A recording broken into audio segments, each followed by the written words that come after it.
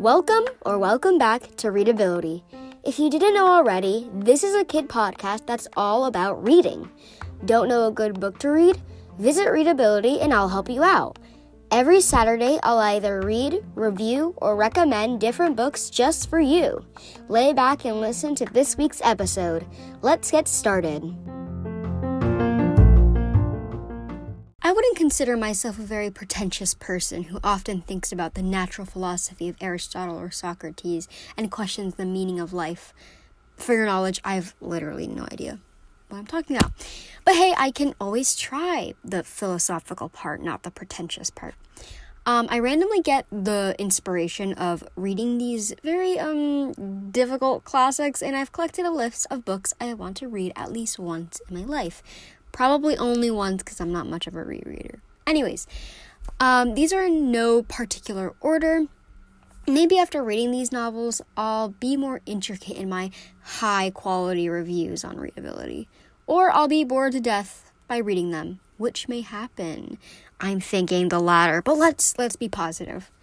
I wouldn't say that I think too critically into books, thinking of the meaning of the words, the morals of the characters. If I ever review these classics, let's hope that changes. With each novel, I'll add a short, brief description of what I'm pretty sure they're about, and then give the actual description. I'll only be doing 5, 1, so I don't burn myself out, and 2, so this episode won't be hours long. You'll see. So let's just get started. Number 1, Pride and Prejudice by Jane Austen. Actually, believe it or not, I did a whole essay on Jane Austen. I often reference this novel in said essay. So let's hope my description is accurate. Despite never reading the novel. But anyways, I'm obviously a professional. Pride and Prejudice is a romance novel following Elizabeth Bennet. That's her last name, right? Oh, God. Yeah. And something Darcy. I'm not even going to try with his first name. Mr. Darcy is a rich man, and Elizabeth is not. It focuses on the prejudice between the two contradictory classes. It's also known for being the OG enemies to lovers, which is fun. We love it. I really don't know what else happens in this book. I just know that these two people who are supposed to hate each other come to love each other. That's it. Okay, so it seems at its core, Pride and Prejudice tells the love story of Elizabeth Bennet and Mr. Fitzwilliam Darcy, both of whom have to overcome their biases in order to end up together. Well, through the novel, both characters learn to unlearn their pride and prejudice so that they can come to accept the other's goodness of character. That description was from Vox. I did not write that. So I guess I was pretty close to that description because I obviously know so much about Jane Austen. Duh. I mean, did you know that she never went to college? Pff, probably not. And sorry to the epic Jane Austen Pride and Prejudice fans that I forgot Mr. Darcy's first name, Fitzwilliam. Can you really blame me? Let's discuss why I want to read it at all. I mean, which won't be that long of a segment. We're going through a lot of classics. Listen, this novel and movie, for that fact, is so popular and well known that I just have to read it. I mean, it's kind of a crime that I haven't already. Also, don't blame me for wanting to read this enemies to lovers romance. I've heard so many good things about it, despite it being written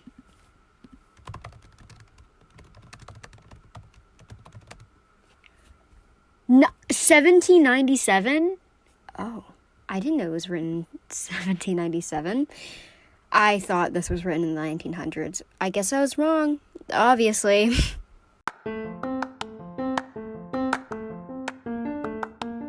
Number 2, The Picture of Dorian Gray by Oscar Wilde. Fun fact, while writing the script, I wrote gray as in gray with an E. So far, this is going really, really well. Wish me luck with the description. I won't need it, obviously. So I'm pretty sure that it's about this rich man, Dorian Gray, who gets a portrait painted of him. I forget if this portrait is valuable at all. Let's just say that it is. over time, as the picture ages, Dorian ages backwards? I don't know. I'm pretty sure something like that happens. I remember hearing this idea and thinking, whoa, that's really cool. If I'm wrong, I'm going to cry. Let's hope that that's some aspect of the classic, because that would be really fun. Other than that, that's all I really remember. Obviously, an expert. I know Dorian has some interactions with some other characters, but I wouldn't remember them. Okay, I'm not sure if this is a spoiler. When I searched it up, what is the picture of Dorian Gray about? The first line of like that box you see is spoiler ahead. So this may be a spoiler. I don't really know. It states that the picture of Dorian Gray is about a young man named Dorian Gray who has a picture painted of himself, obviously.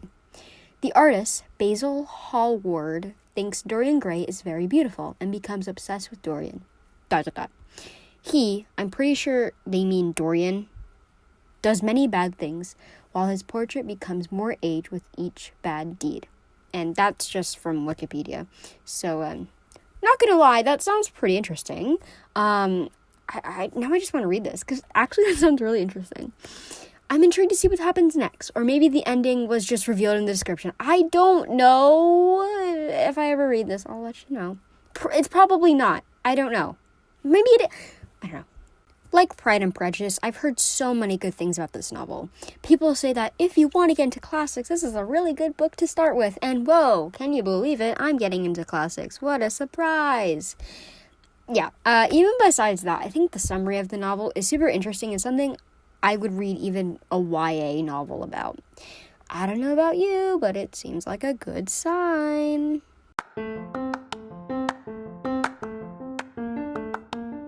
Number 3, Frankenstein by Mary Shelley. I will admit I should know what this is about, but it's blanking on me, so let's hope I do well. Also, yes, everybody knows the basic story of Frankenstein. Crazy scientist finds a way to bring the death back to life with random body parts. And that iconic quote, "It's alive!" Yeah. But I'm pretty sure the original classic has just a little more, like, in it. I mean, obviously there's a more deeper meaning of the book, but I won't go into that, not right now at least. And isn't the scientist's name Dr. Frankenstein? Hate to break it to you, but I think that's all I remember of this book. Oh, wait, I know this. Shelley and, like, her other writer friends, maybe her husband, they were stuck, I don't know, in this house during, like, a thunderstorm. I don't know. And they dared each other to try and spook one another by writing a horror novel. And Mary's was the only completed version. Hey, I do know something, even though it has nothing to do with the actual novel. It's good enough. After professionally looking up the synopsis of this novel, Frankenstein tells the Gothic horror story of a gifted scientist, Victor Frankenstein, who succeeds in giving life to a being of his own creation. However, this is not the perfect specimen he imagines that it will be, but a rather hideous creature who is rejected by Victor and mankind in general. I've kind of combined two sources, not really, but it's mainly from the BBC, so yeah. I don't think I was that far off, but I was a little too vague with my description of this book. Fun fact, I actually started reading this a while ago. Got to page 12 and stopped. Now, mind you, it wasn't that I wasn't interested, but I got distracted with my other books I was reading. Also, I kind of forgot about it, so it's not really the book's fault. Or maybe it was, because if it was that good, I would have finished it in, like, one sitting, obviously. Anyways, I think the premise is quite interesting, and reading the true story of the tale everybody has heard of is still fun. I'd probably want to read this during, like, October or Halloween. Due to, like, its gothic horror vibes, that sounds really fun. Even just thinking about it, I'm getting in the mood for Halloween, despite it being a holiday I don't like. Number 4, The Phantom of the Opera by Gaston Leroux. Okay, I listened to like 3 songs from the musical. I think I know a lot, not to brag. I'm being like really humble in this episode. Sorry. To be fair, I've heard a lot about the plot, so let's hope I know what I'm talking about. I'm pretty sure it's about this singer named Christine. Oh boy, I really hope that isn't just exclusive to the musical or even the movie. I really doubt it is, but you never know.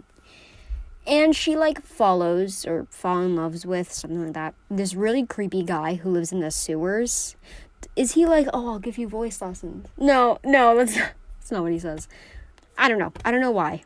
But I think he's like the Phantom and is obsessed with this Christine, I'm pretty sure. And after that, I have no idea. Nope, it's blank. Does this Phantom have a redemption arc? Do they fall in love? Does Christine die? I wouldn't know because I have literally no idea what happens in the book. I haven't read it, so let's see what it's actually about. I mean, listen, it turned out that The Phantom of the Opera is about a young soprano becomes the obsession of a disfigured and murderous musical genius who lives beneath the Paris Opera House. Begins when an opera ghost terrorizes the cast and crew of the French Opera House while tutoring a chorus girl.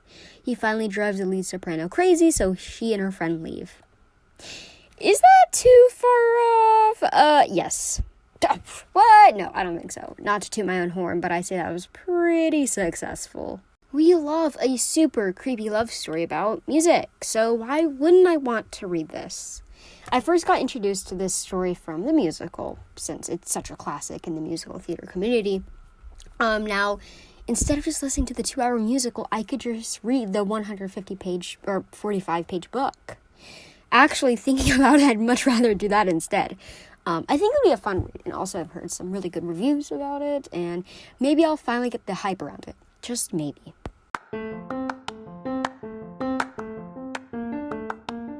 Number 5. The Adventures of Sherlock Holmes by Sir Arthur Conan Doyle. Now, this novel is a bit different than the others because it's more like short mystery stories. So I'll just combine the 2 segments of what I think it's about and what it's actually about. I mean, everybody knows Sherlock Holmes. He's the famous detective that inspired so many other detectives. Let's be honest, if you saw his iconic outfit, you would know who he is. Isn't there a show about him? I mean, listen, he's just that popular. Are there multiple novels that include Sherlock Holmes? I would assume, right? Holmes novels, right? Are there multiple? I mean, I guess.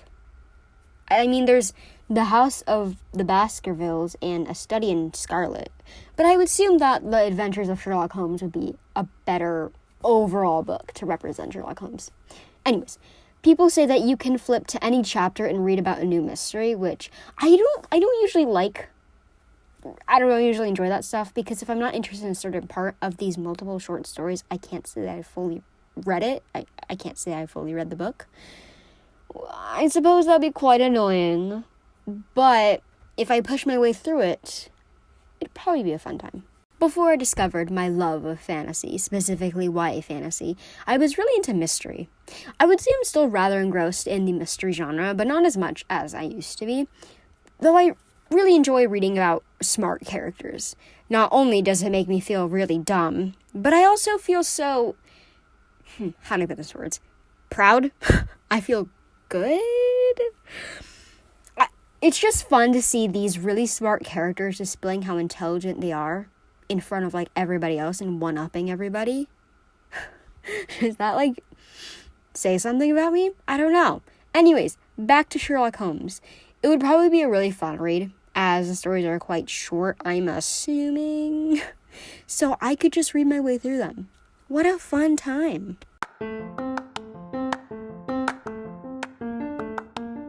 Honorable mentions?